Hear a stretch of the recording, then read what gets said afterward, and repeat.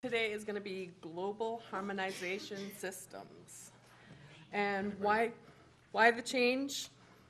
It's because there is such a variation from country to country and state to state. Now everybody will be following the same page. So the handout that I gave you is going to show you how to read a label and different pictograms that you'll be able to see so you can differentiate what kind of chemical it is and what type of a reaction. Okay, there will be a test, and you will take it all together. All the answers will be on the screen, so everybody should get 100. You'll have to sign your test and pass it back to the front, and it will go in your file. The video you'll be watching is going to tell you about the changes that are mandated, and some of the highlights are there's going to be signal words, just 2 of them now, and they're going to be danger and warning. And you'll also see that MSDS sheets that we had are now going to be called SDS sheets. So without any further delay, we are going to watch the video. The following video will not replace site-specific training, but it will provide a general overview of the changes in Hazard Communication Standard. Training specific to your workplace will still be necessary.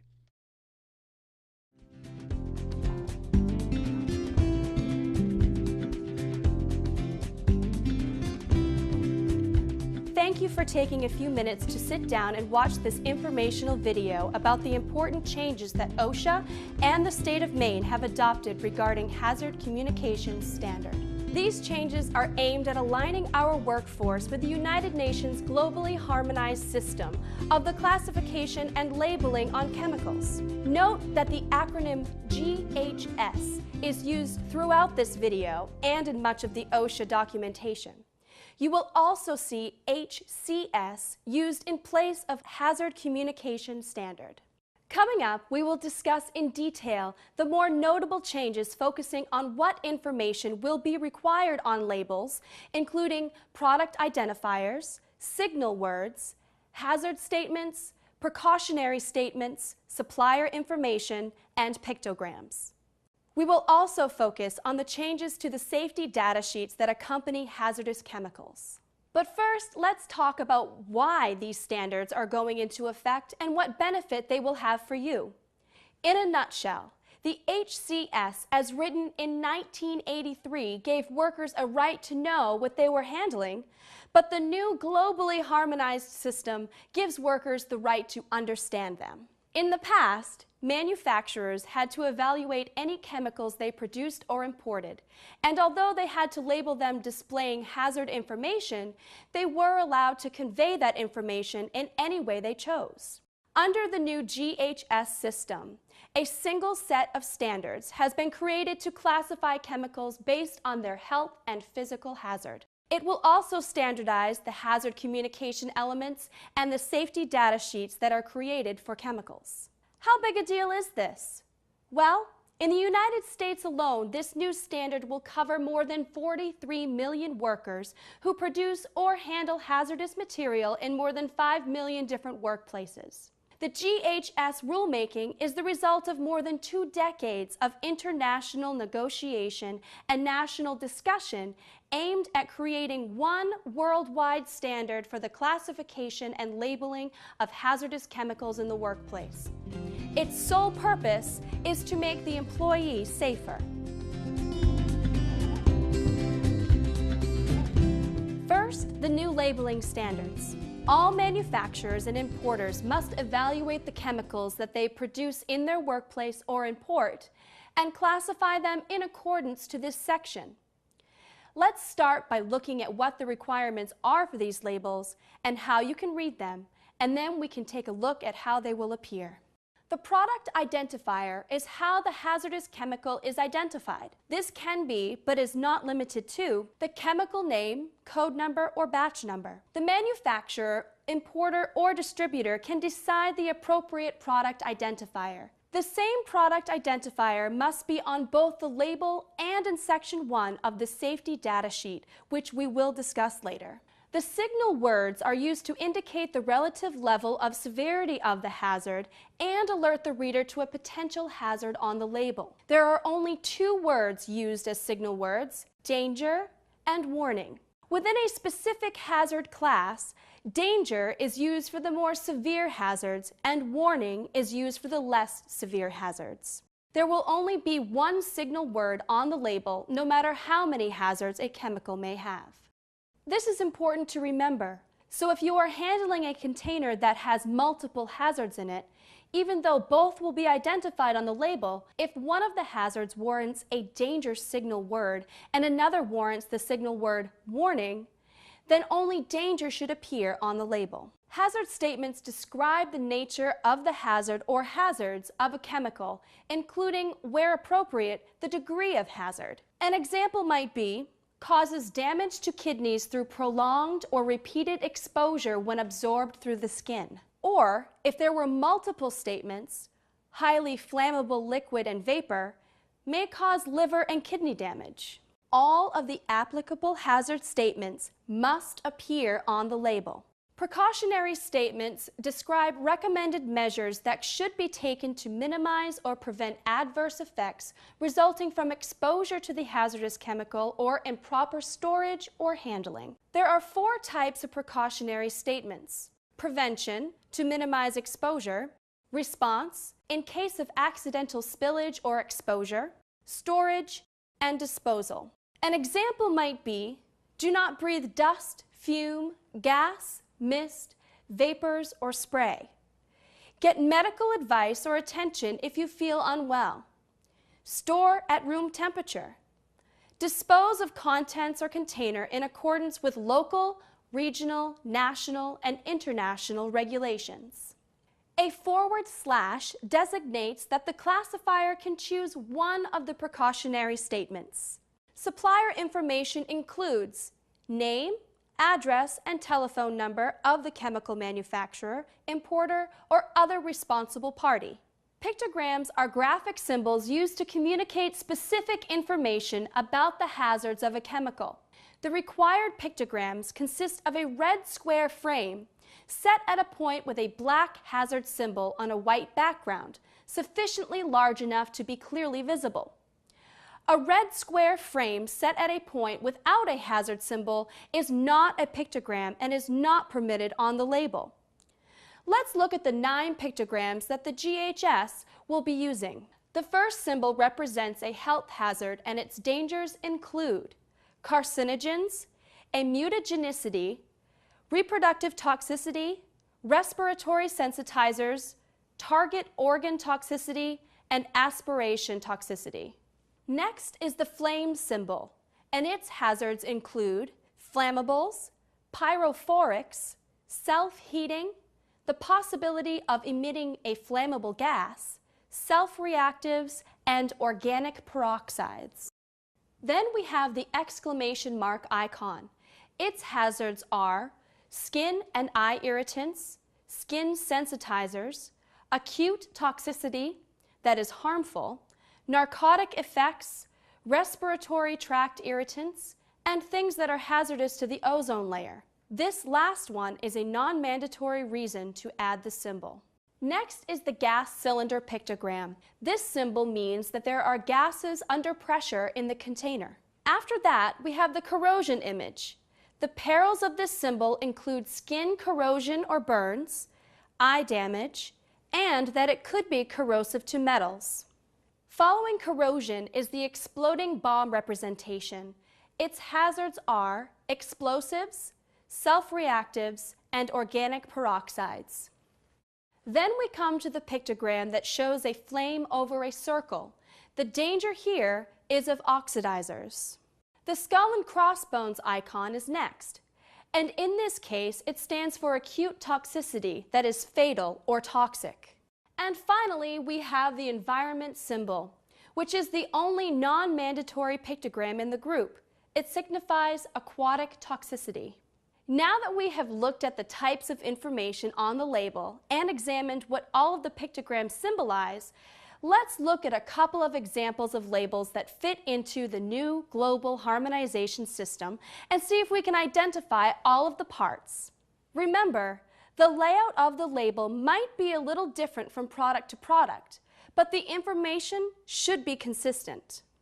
Our first example is a sample that does not have all of the information for the made-up product, but does have areas to point out where that information would be. This makes it a little easier to find things for our first illustration.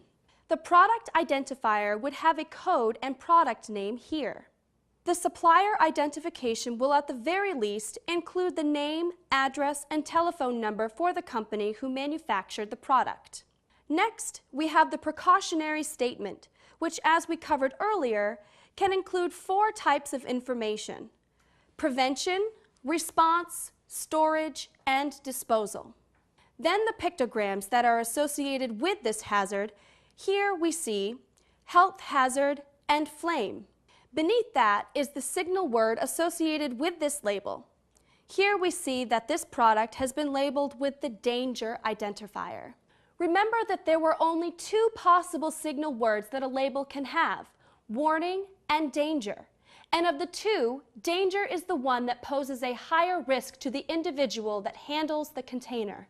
Then we have the hazard statement for this label, which details the dangers associated with the container. Finally, we can see that this label also has supplemental information. This was not covered earlier when we discussed the sections of the label because it is not required and may not be found on some labels.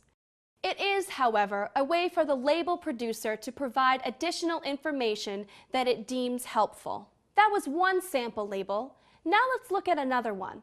This one with a different layout and with all the information filled in.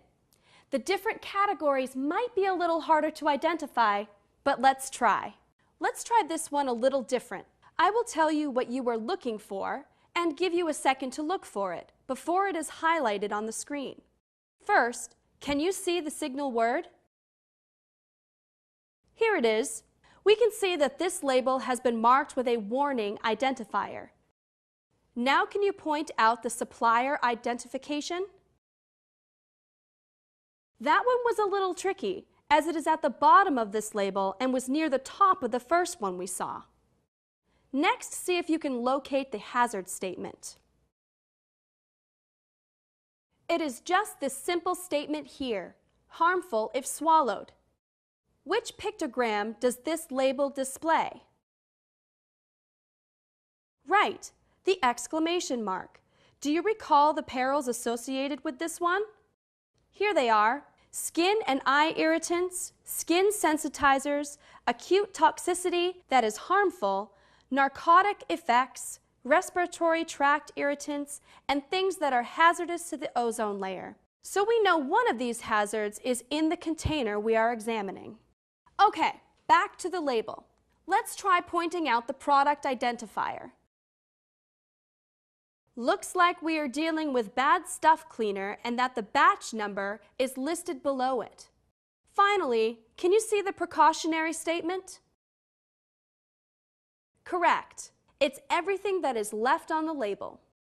If you had no problem finding the proper information on that label, then you did an excellent job. If it still seemed a bit confusing, don't worry too much. This was only your second time seeing the format. However, you may want to go back and review the first part of this video again if you feel like you are still not sure what you were looking at when you see a label like this.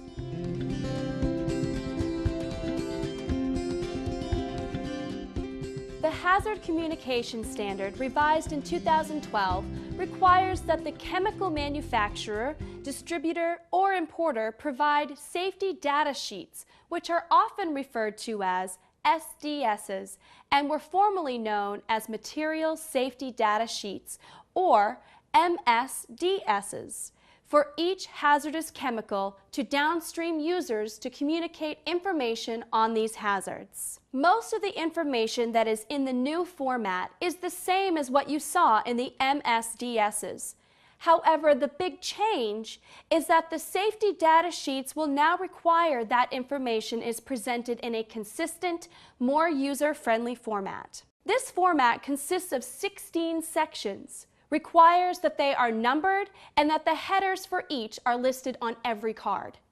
This means whether the SDS is written in Paris, France, or in Paris, Maine, those 16 sections will be the same, so that workers who are familiar with where information is listed in the safety data sheet will be able to easily decipher it.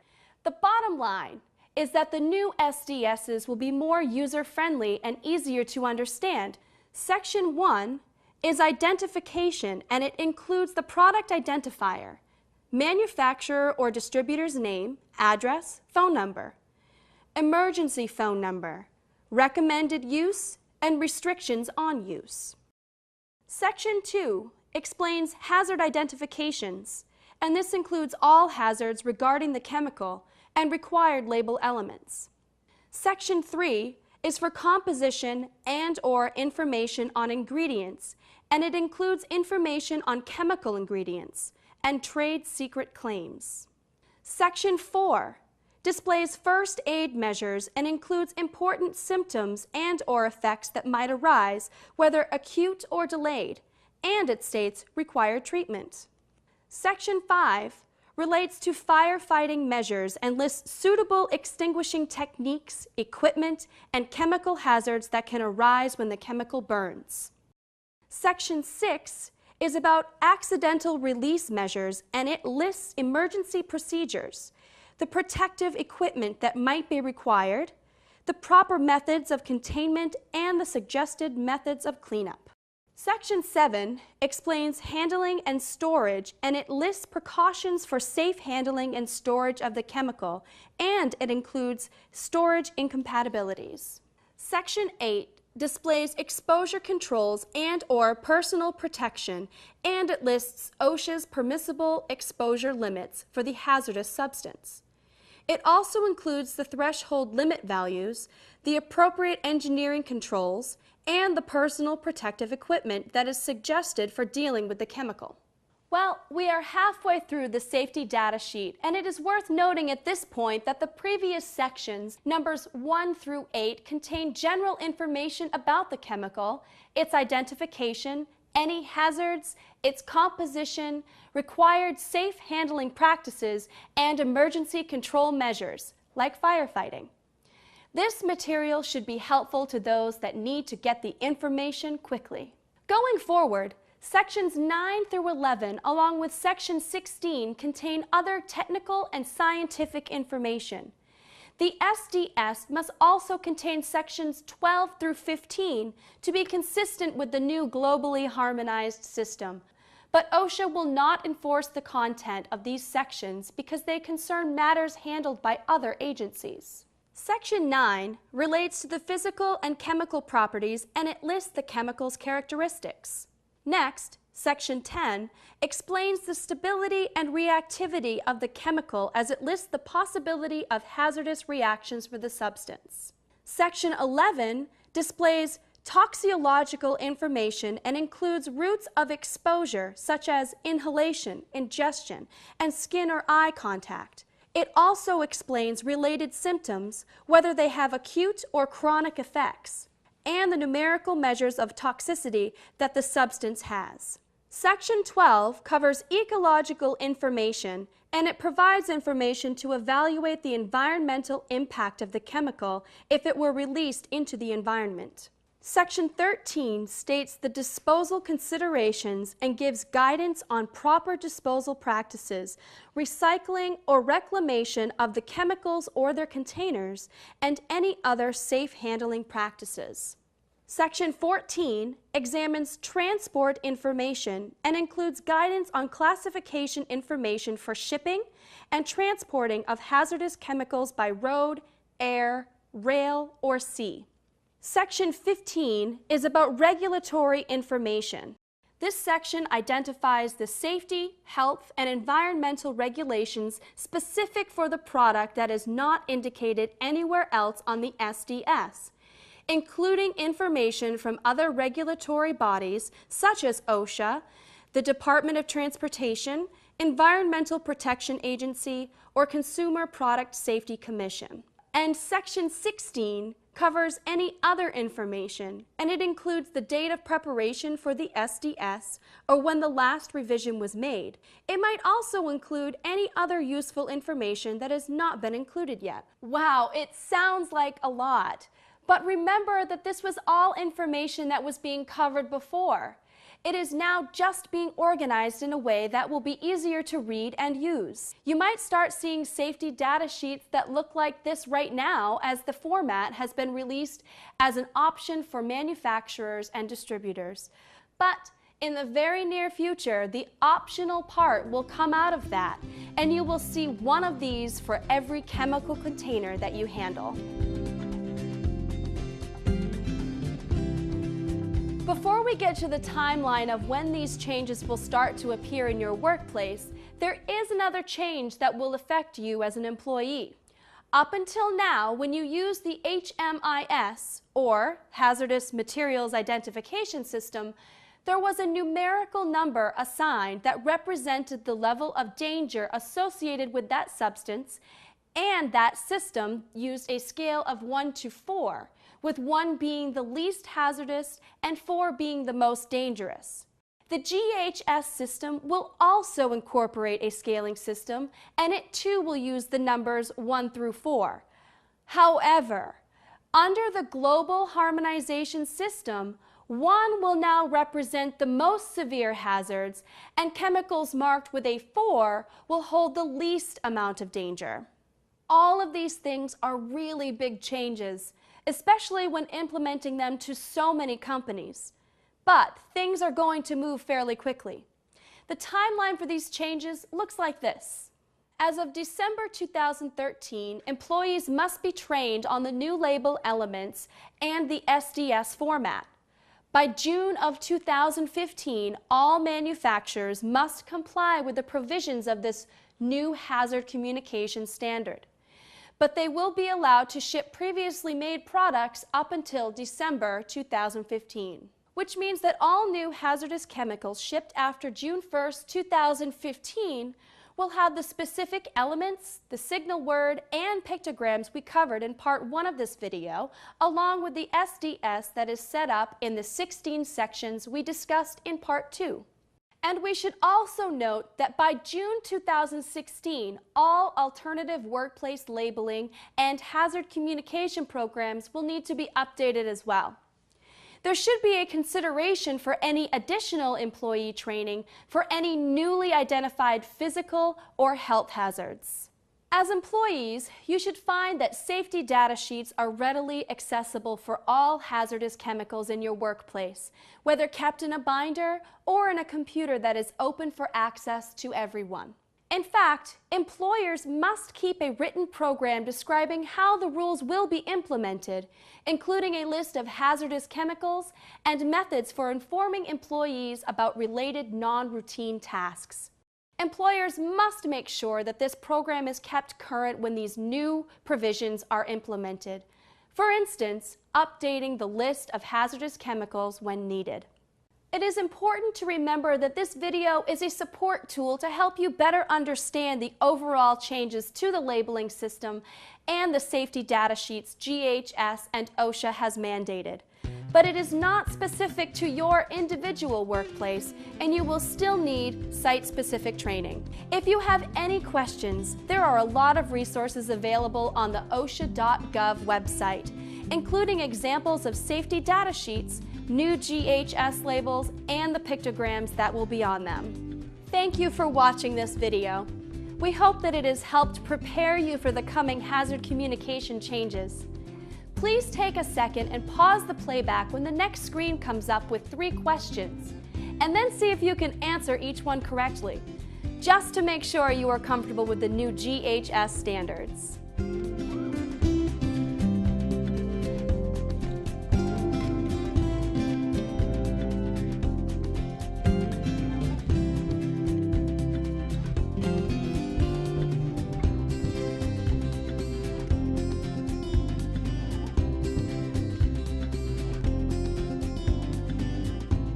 Hopefully you saw that all 3 answers were false.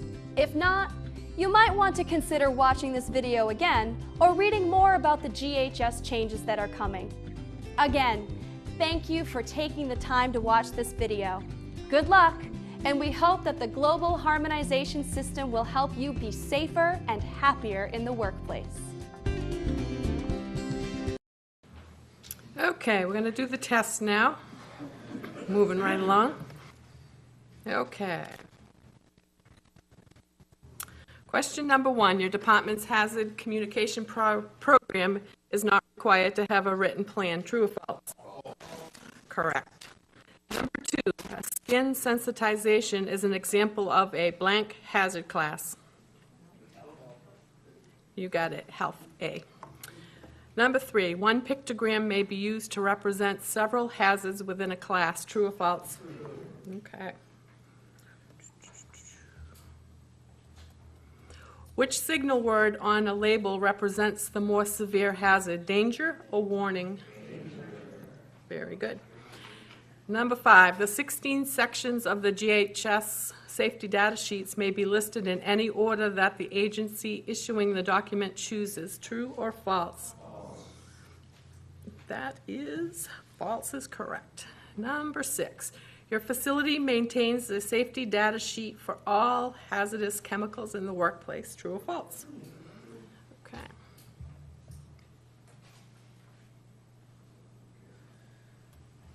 Number 7, the GHS system hazard numbering system for labels is different than the NFPA and the HMIS system. True or false? True is right. Number 8, safety data sheets have to be available to all employees. True or false? Very good. Number 9, contractors working in your facility have to supply an SDS for chemicals they may be using. True or false? And number 10, do all containers that contain chemicals need to be labeled? True or false? Okay. Yes or no? Excuse me.